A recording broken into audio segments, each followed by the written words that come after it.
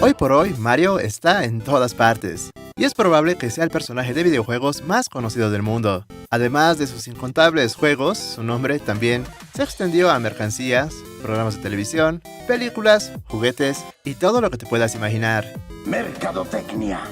Por eso en este video revisaremos qué hay detrás de Mario Bros, que inició oficialmente todo en 1985, con su cronología y obviamente curiosidades. Así que sin perder más tiempo, ¡comencemos!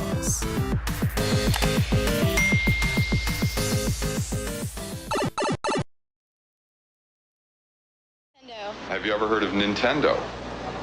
No? Who's he? I think it's something in Japanese. Nintendo is something that started in Japan and has taken America by storm. La historia de los hermanos Mario inicia con Steve Russell, quien es considerado el creador del primer videojuego, con Space War. Su creación inspiró a dos de los primeros juegos de arcade más populares de 1971, los cuales fueron Galaxy Game y Computer Space.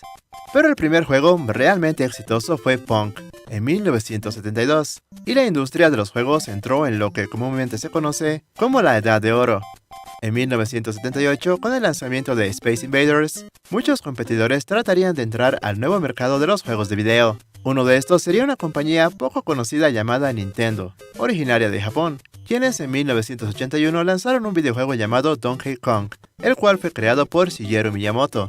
El éxito del juego llevó a la producción de una serie de cortos para la CBS entre 1983 y 1984, bajo el nombre simplemente de Donkey Kong, donde Mario era solamente un personaje secundario. Y esta animación estuvo al aire durante 2 temporadas, con un total de 26 episodios. Mario, come back! Donkey Kong's getting away!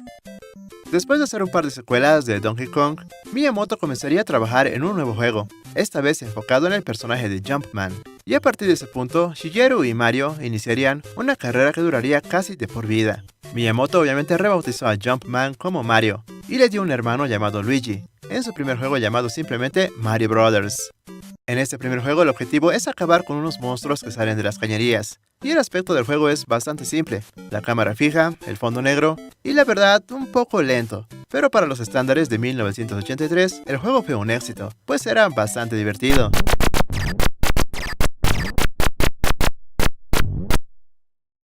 Este mismo año, Nintendo lanzaría en Japón su primera consola llamada Famicom, la cual fue un éxito en tierras asiáticas, y en 1985 lanzó el sistema en Norteamérica, Europa, Australia y obviamente Sudamérica, bajo el nombre de Nintendo Entertainment System, o por sus siglas NES. It's fantastic. Durante estos años, Miyamoto estaba haciendo todo el trabajo de diseño por sí mismo, pero eso cambiaría, en parte, con Takashi Tezuka, quien se unió como diseñador y Miyamoto comprendió que trabajando en equipo podría crear juegos más vistosos e interesantes. Entonces, en 1984, lanzaron Devil's World, pero este juego seguía en la línea de los juegos anteriores con una cámara fija y un fondo no tan colorido. Ese mismo año, Miyamoto trabajó con un programador del equipo de investigación y desarrollo, llamado Toshihiko Nakago, y desarrollarían el conocido éxito Excite Bike, un juego de motos que esta vez tenía una cámara en movimiento. Y luego del éxito de este juego, pues Miyamoto se puso a trabajar en los dos proyectos que venían a futuro, los cuales eran, obviamente, Mario Bros. Y La Leyenda de Zelda, donde se incluirían mecánicas similares, que el sistema de Nintendo podría manejar sin problemas. Miyamoto quería que el personaje principal sea de tamaño grande, e incluso en la documentación del diseño original se ve que Yoshi tenía que hacer su primera aparición en el juego, y si bien la razón por la cual no se lo incluyó es desconocida, probablemente puede deberse a limitaciones técnicas de la consola y también de píxeles. Y bueno, este nuevo proyecto del equipo de Miyamoto estaría más enfocado en la acción, y no tanto en resolver puzzles o usar magias. Para este juego se dejaría de lado el estilo de Donkey Kong, donde los enemigos eran pues barriles y no el mono en sí. Los enemigos de Mario Bros. Serían monstruos o criaturas que no eran estáticas. Otra curiosidad es que se puso algo de música desde las primeras etapas de desarrollo del juego, esto para garantizar que la consola podía llegar a su límite técnico desde un principio. Aquí es donde el compositor Koji Kondo entra en escena, y sus composiciones pues ahora son clásicos, no solo entre la comunidad gamer, sino en la cultura pop en general, y estoy bastante seguro que todos en algún momento de nuestra vida tarareamos la música del primer nivel.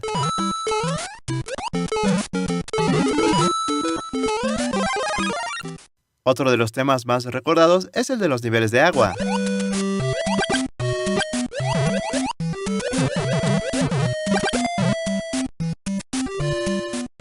Y por último, el tema de los castillos.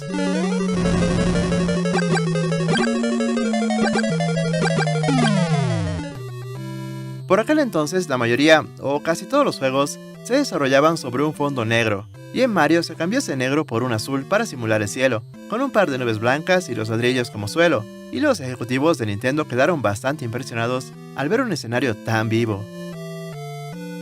Sobre el personaje de Mario en sí, y también Luigi, en un principio solo tendríamos la versión grande del personaje, pero el equipo pensó que tal vez era muy grande y se lo sentía bastante poderoso.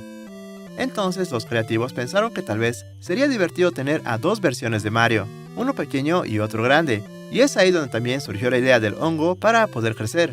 Pero el diseño de ambas versiones, el grande y el pequeño, debían ser iguales, y debido nuevamente a las limitaciones gráficas de la consola, las expresiones faciales de Mario eran casi nulas, y es ahí también de donde surgió el famoso bigote de Mario, pues en un principio ese bigote debía ser su boca, pero por los limitados píxeles pues no lucía como tal, y se veía más como una línea. Luego se pensó en quitarle la boca a Mario, pero el personaje se veía incompleto. Entonces, por último, se optó por darle una forma como de bigote a esa línea, y así quedó para siempre.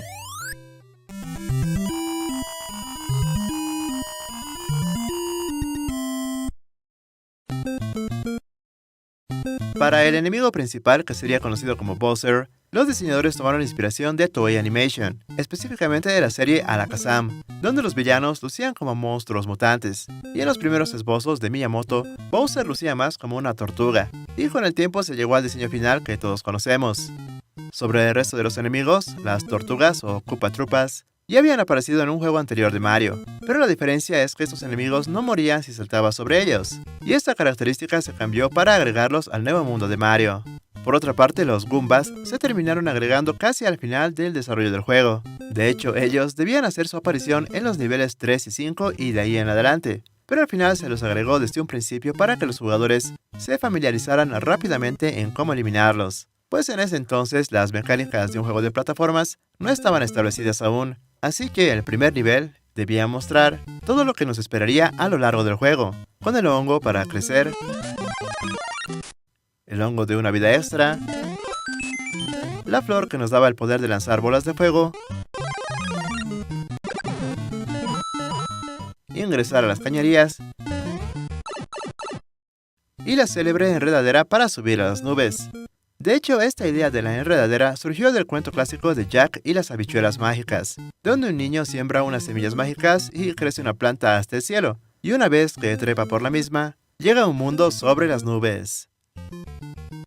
Con todas las habilidades básicas aprendidas, los jugadores ahora podían enfrentarse al resto del juego sin mayores sorpresas, más que mejorar el uso de estas habilidades básicas, lo que resultó en que la curva de aprendizaje sea poco menos que perfecta.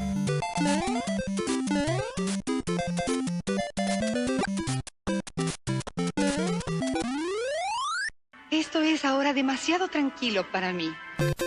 Como el juego era complejo para los estándares del 85, la historia del mismo también debía serlo, por lo que para involucrar emocionalmente a los jugadores, se creó una trama en la que en el Reino Champiñón, unas criaturas parecidas a tortugas, conocidas como los Koopa Troopas, invaden el reino y utilizan la magia de su rey, Bowser, para convertir a sus habitantes en ladrillos, piedras y plantas carnívoras. Bowser y su ejército también secuestran a la princesa Peach, quien es la única con la capacidad de revertir el hechizo de Bowser. Después de escuchar esta noticia, Mario, un plomero italiano, junto con su hermano, se proponen salvar a la princesa para liberar al reino. Finalmente, con el juego terminado, Miyamoto pensó en contratar a un ilustrador profesional para crear la portada del juego, además del manual de instrucciones, pero debido a la falta de tiempo decidió hacer las ilustraciones por él mismo, y fue así que en septiembre de 1985, Mario Bros fue lanzado oficialmente para la Famicom en Japón, y fue un éxito inmediato. Si bien se planeó el lanzamiento en América para un mes después, o sea en octubre, no se sabe exactamente cuándo se lanzó oficialmente el juego, pues no hubo una campaña de marketing establecida por parte de Nintendo of America, o tal vez simplemente no le dieron la importancia debida, pero de todos modos el juego y la consola ya estaban disponibles en muchas tiendas a finales de noviembre del mismo año. Pero una diferencia sustancial es la portada del juego en la versión americana, la cual es algo así como una captura del juego en sí, y se sabe, pero no a ciencia cierta, que este cambio en la portada se debió a las leyes de publicidad engañosa en los Estados Unidos, las cuales son más fuertes, por lo que una portada como la japonesa podría ser juzgada como tal, a comparación del juego en sí, pero otros dicen que simplemente esta portada se enfoca en mostrar directamente de qué va el juego y nada más. Para aquel entonces también los arcades o salones de juegos eran muy populares y mucho más accesibles en los Estados Unidos, por lo que para llegar a más gente se lanzó una versión arcade de Mario en 1986.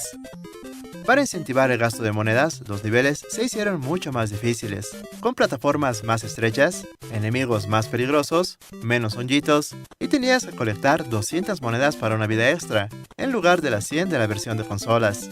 Gráficamente el juego es bastante similar, pero con algunos cambios en el diseño de escenarios. Entonces, para ese entonces, quedó claro que Mario era un éxito, y Donkey Kong quedó atrás, y en 1988 una segunda parte salió, titulada simplemente como Super Mario Bros. 2.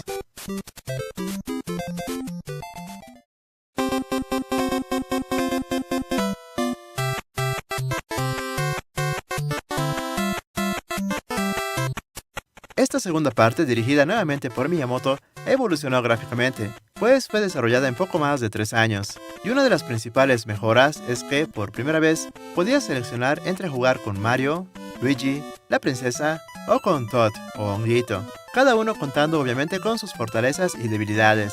En la secuela la historia va de que Mario tuvo un sueño en el que subía una larga escalera hasta llegar a una puerta, y detrás de ella había un mundo nuevo. Pero en ese momento Mario despertó y les contó su sueño a sus amigos, o sea Luigi, Toad y Peach. Y luego durante un día de campo, al entrar a una caverna que estaba cercana por ahí, todos vieron lo mismo que Mario en su sueño, solo que esta vez entraron por la puerta. Como lo habrás notado, esta segunda parte no se trata de rescatar a la princesa, sino más bien salvar a un pueblo de hadas pacíficas que han sido encerradas por Wart, el cual es el jefe final del juego. Claro que, al final del juego, se descubre que en realidad todo era un sueño de Mario.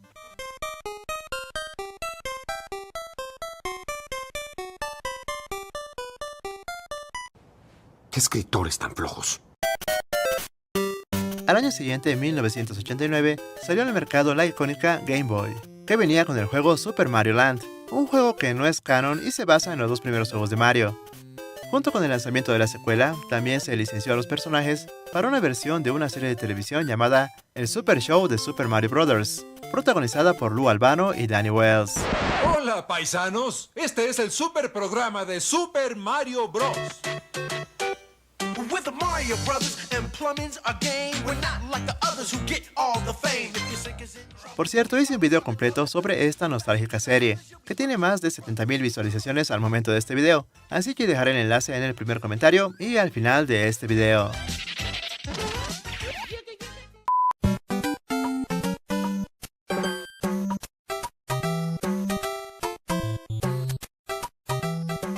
En 1990 se lanzó finalmente Super Mario Bros. 3, el cual aportaba múltiples mejoras a la jugabilidad. Ahora el reino champiñón era atacado directamente por el rey de los Koopas, enviando a sus 7 hijos, conocidos como los Koopalings. Y entonces Mario y Luigi son llamados nuevamente, y una vez vencidos los 7 hijos, Mario y Luigi reciben una carta de Bowser diciéndoles que ha raptado nuevamente a la princesa, por lo que deberán derrotarlo una vez más. Junto con el lanzamiento del juego, un nuevo programa de animación salió al aire, llamado simplemente Las Nuevas Aventuras de Super Mario Bros. 3, el cual fue lanzado en televisión, con un total de 26 episodios. Y bueno, la serie estaba basada libremente en los eventos del tercer juego. Super Mario Bros. 3 fue el último juego para la primera consola de Nintendo, ya que al año siguiente, en las navidades de 1990, se lanzaría su sucesora, llamada Super Nintendo, la cual era el doble de potente que la Nintendo original, y en 1991, una nueva versión de Mario llamado Super Mario World aterrizó en la nueva consola, y esta vez Yoshi hizo finalmente su primera aparición. Asimismo, una nueva serie animada bajo el nombre de El Super Mundo de Mario fue lanzada en televisión nuevamente, pero con un éxito bastante moderado, pues solo contó con 13 episodios y el personaje de Toad desapareció, solamente para dar protagonismo a Yoshi. De ahí en adelante han salido un total de 167 juegos de Mario en todas las consolas de Nintendo, y la historia se hizo confusa y bueno, no tan lineal. Además, obviamente se lanzaron cientos de miles de cientos de artículos de mercadotecnia. ¿Sabéis de mí? Además de 2 películas, una más exitosa que la otra.